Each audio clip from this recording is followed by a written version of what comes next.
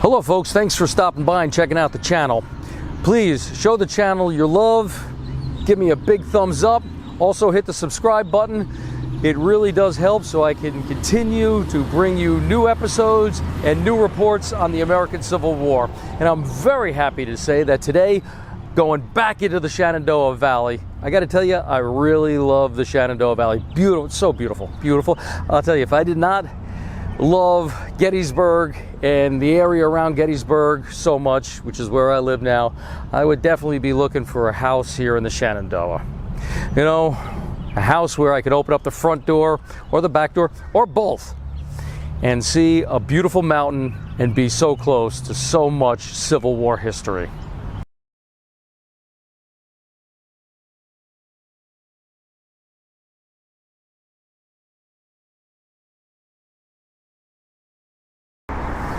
Hello and welcome back to my channel, Civil War Reports. I am your War of the Rebellion reporter, Brian Thomas Kopak, and continuing on with my series on attack on Southern history, I finally, there was a ray of sunshine. I finally have some good news to report.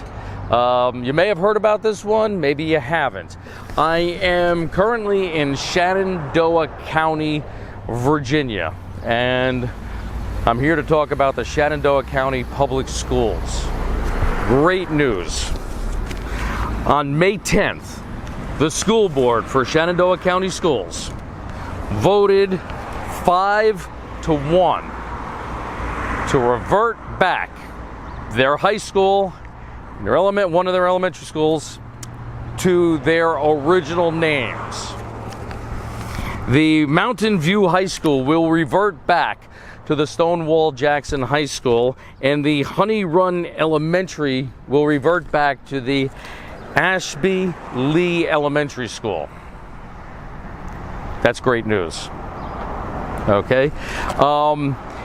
In year 2020, following the the murder of George Floyd, there was this big backlash, and it was decided that, well, we need to rename just about everything that is remotely connected to the Confederacy because, well, you know, how do I put this? George Floyd was murdered, a black man, killed in the former Confederate state of Minnesota. Yeah, you know Minnesota, that southern state that borders Michigan and, you know, and the Canadian border. Yeah, you know, that was back in 2020 when everything was being linked to the Confederacy because a white policeman killed a black man, and somehow or another it's the Confederacy's fault. Anyway, the school board voted 5-1 to rename this, or revert back to the old names, and to me, that's a good thing. So the article that I got this information from comes from the Politico. I've read just about every article there was to find on the internet about this particular situation. They all pretty much said the same thing with the exception of NPR's website. They decided to focus more on some of the students who felt the current names are more inclusive than the names that they're going back to. It's important to remember American history. You know, there was no Mountain View or Honey Run who made American history. Stonewall Jackson made history. Colonel Ashby, who was a cavalry commander and really did serve Stonewall Jackson well in the 1862 Valley Campaign until Ashby was killed in battle. And of course, we all know who Lee is.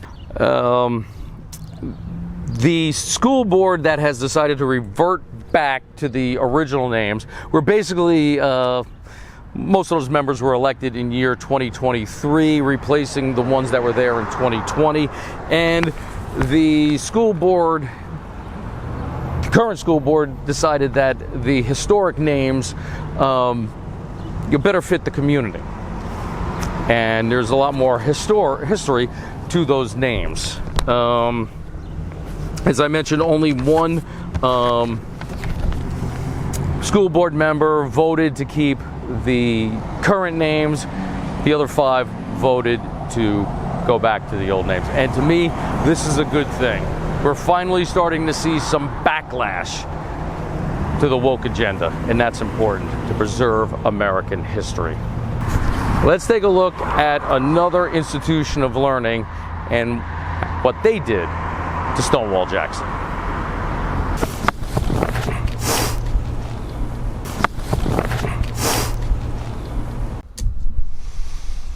All right, ladies and gentlemen, this is the parade grounds of the Virginia Military Institute, and this is where the Stonewall Jackson monument stood. I believe it's been many years since I've been here, and last time I was here, the statue was up.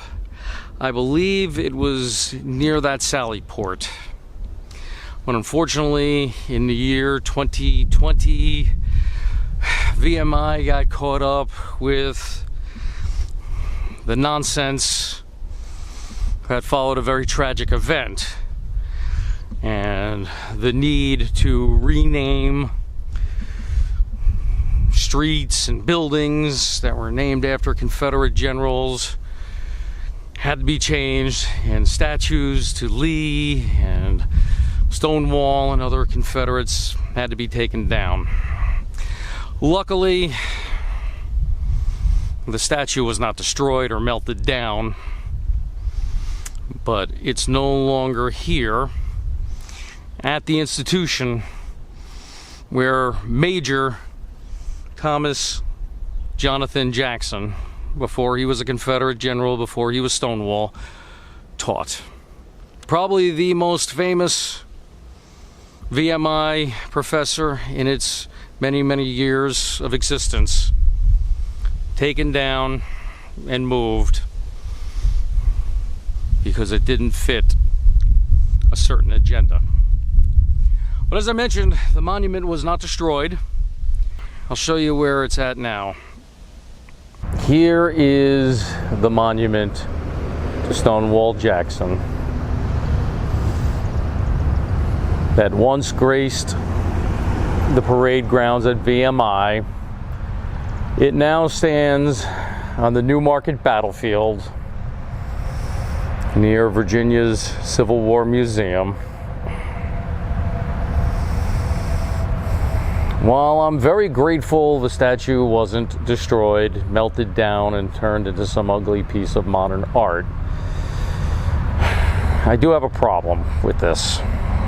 I just want to stop here for a moment and really clarify what I'm trying to say. I don't want to sound ungrateful for VMI, because VMI was very nice in allowing this channel into the Stonewall Jackson house and got a really what amounted to a private tour of that beautiful home owned by the great Stonewall Jackson.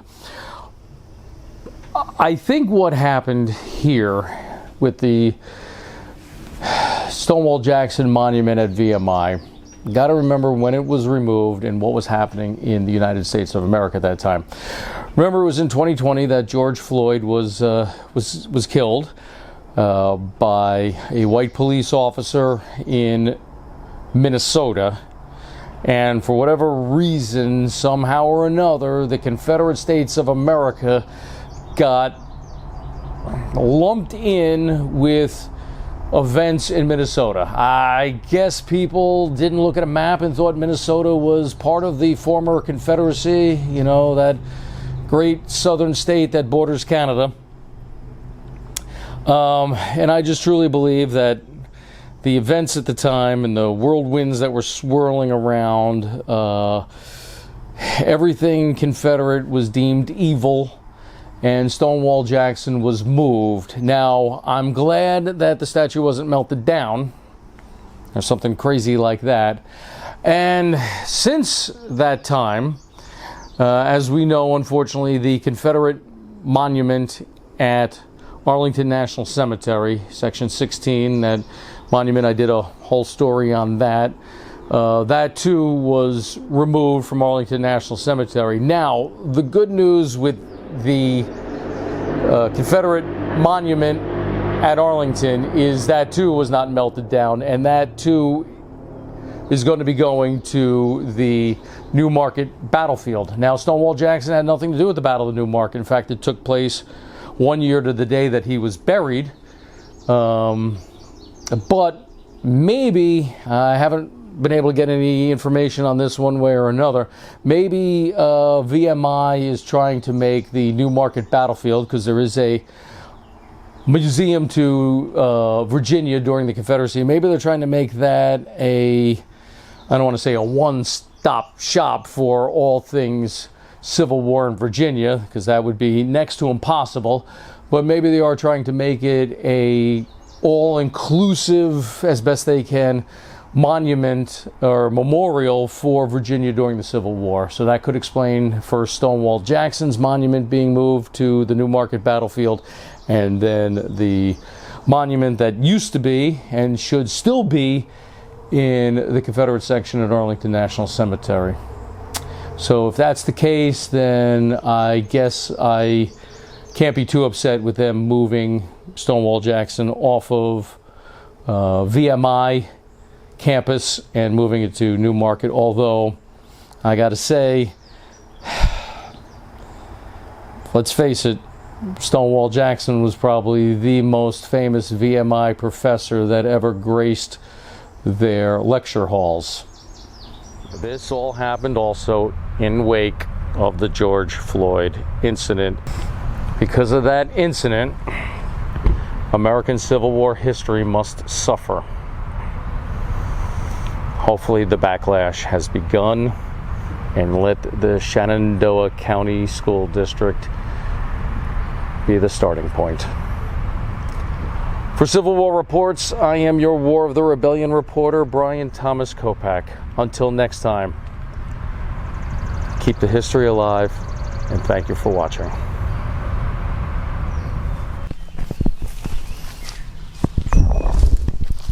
And if you like what you saw today, please hit the subscribe button, give a thumbs up. Also, notify your friends, let them know about this channel, and ask them to subscribe as well. If you like, you may leave a question or a comment below, and perhaps I will answer your question in a future episode of Civil War Reports. Until next time, please keep the history alive.